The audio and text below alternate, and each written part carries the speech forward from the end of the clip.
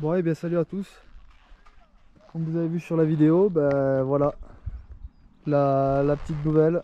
J'ai remplacé la Tiono que j'avais acheté en 2018. Ben, je vais vous expliquer tout simplement pourquoi du Tiono je suis passé au Street Fighter.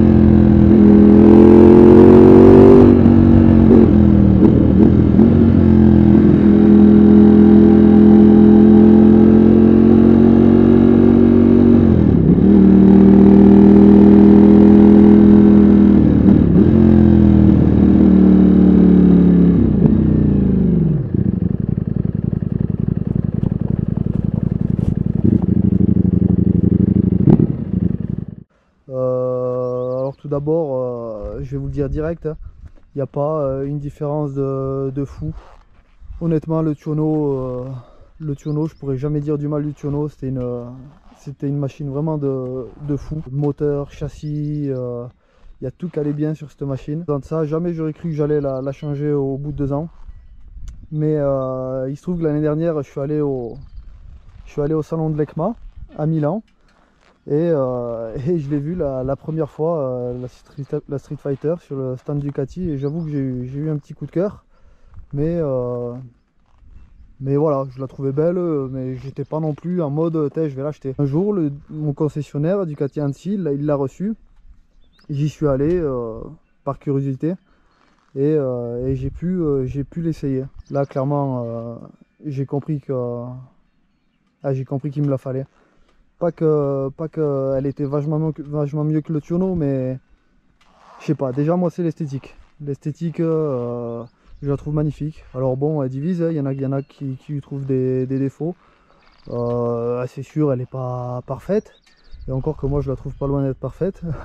mais pour vous dire, quand j'étais allé l'essayer, j'y étais allé en Tiono. Je m'étais garé devant la concession et au retour de mon essai de la Street Fighter, je l'avais garé à côté. Et il y a un truc qui est sûr, c'est que la Tiono, elle prend une claque. Elle prend une claque. On voit que c'est une moto qui a été dessinée en 2009. Et clairement, quand vous avez la Street Fighter à côté, au niveau des finitions, bon ben voilà, là on a une moto de 2020. Ouais, c'est tout, il n'y a pas à chipoter. Hein. Même quand vous êtes sur le poste de pilotage, au niveau de... Je sais pas comment expliquer, mais c'est... Il y a quelque chose qui se dégage de cette moto. Alors attendez.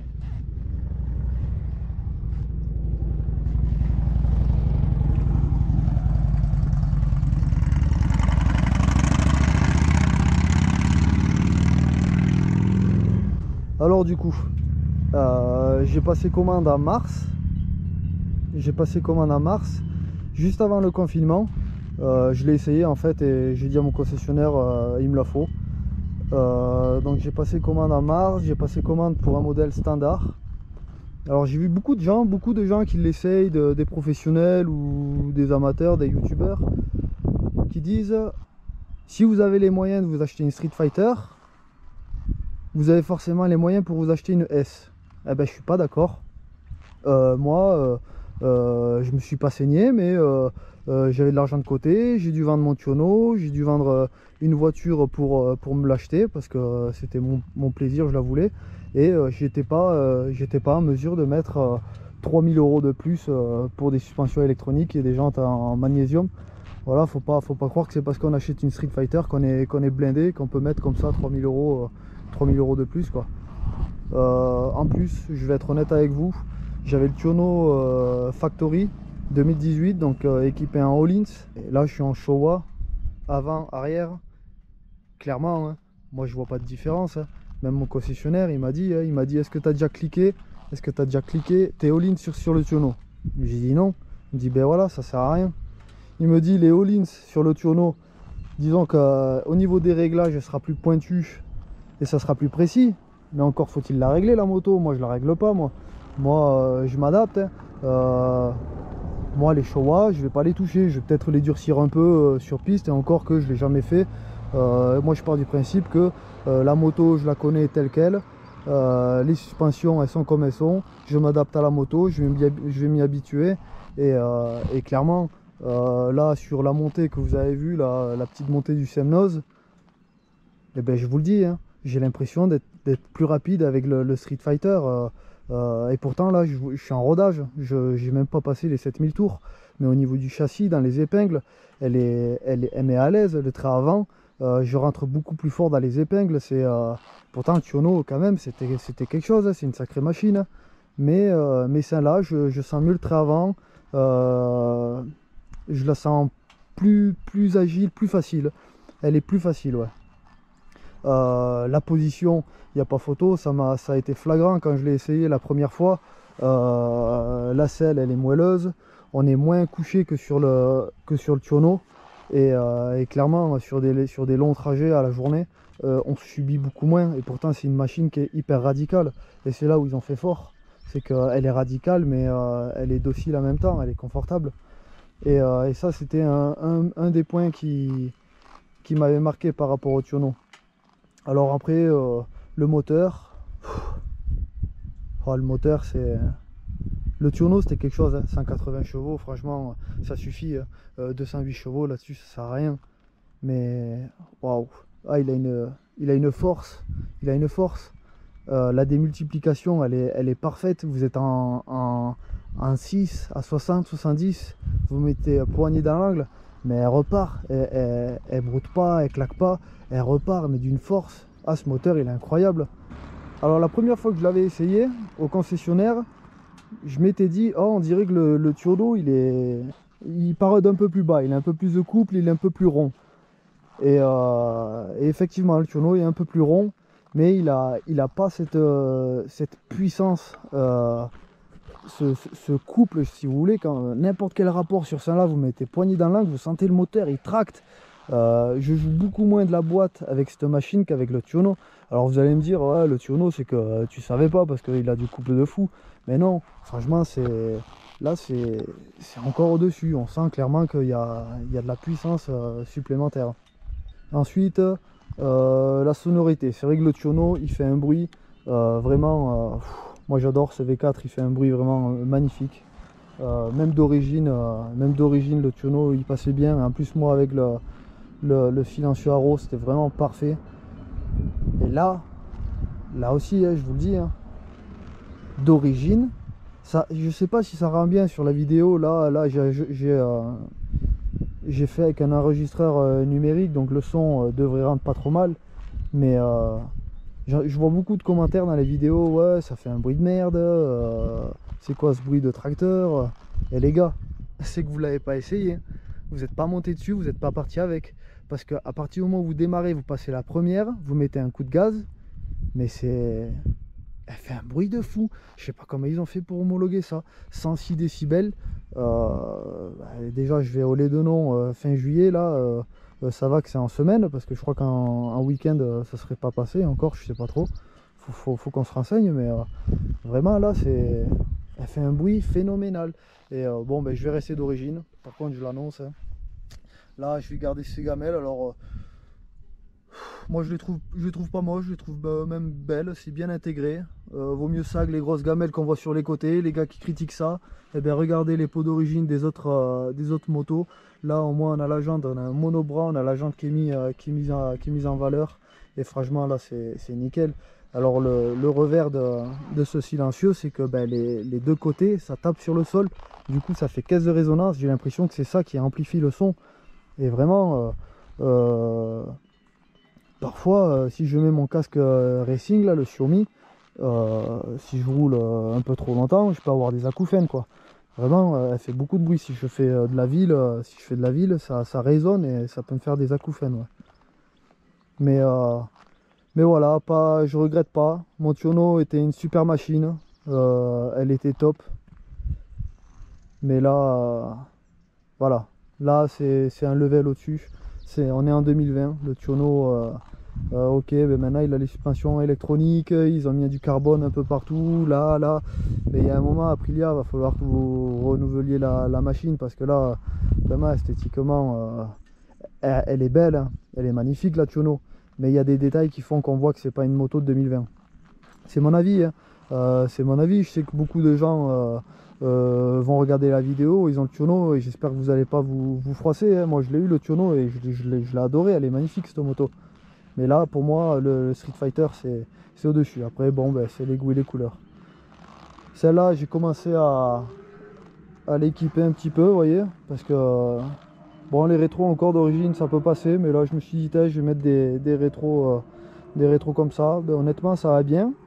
Et je vois presque mieux qu'avec les rétros d'origine. Les rétros d'origine, j'ai mon bras qui me gênait vachement. Alors là, j'ai pas tout à fait le réflexe. Il faut vraiment baisser la tête pour voir dedans. Mais une fois que j'aurai le réflexe, ça va aller bien. Et puis là, j'ai mis le support de plaque. Alors c'est un Competition Works, je sais pas comment on dit. Bon, il y a un petit problème, c'est que la veilleuse de plaque, elle me fait un défaut sur le compteur. Apparemment c'est la tension qui est pas terrible. Et chez Desmo Racing. Il va m'envoyer un petit truc là que je vais connecter et ça va tout régler, donc pas de problème quoi. Mais voilà, je vais rien faire de plus à part les clignots Ducati Performance, parce que ceux-là ils sont vraiment gros. Je les trouve un peu gros, donc je vais les remplacer. Mais là la machine elle est top. J'ai vraiment hâte de l'essayer sur circuit. Là j'arrive à 950 km. Je me suis permis de monter, j'ai pas passé les 7000 en montant là, mais j'ai mis un petit peu. J'ai pas mis le poignet dans l'angle, j'étais pas pleine charge. Et déjà, c'est phénoménal. Alors sur circuit, fin juillet, là, je vais au Lédenon. Je fais la révision semaine prochaine là, des 1000 bornes. Semaine prochaine, je vais au Lédenon et là, ça va arracher, ça va arracher. Alors au début, ça va me faire bizarre quand je vais passer les 8000, c'est sûr. Les 8000 tours, les 8-10 000, parce que du coup là j'aurais fait 1000 bornes sans passer les 7000, je m'y suis pas habitué. Il faudra que je tape la MEF dans les hauts régimes, et une fois que je serai habitué ça va faire, et puis ça va être que du bonheur, c'est obligé. Enfin voilà, voilà pourquoi je suis passé du Tiono au Street Fighter. Je sais pas si ça va aider ou pas. Je fais pas ça pour aider les gens, pour passer d'une moto à une autre, mais c'est juste pour que des gens puissent avoir le ressenti d'un gars qui avait un Tiono V4 et qui est passé sur un Street Fighter V4. Voilà, en espérant que la vidéo vous aura plu, puis après, prochaine vidéo, ça sera ça sur circuit. Allez, ciao les gars.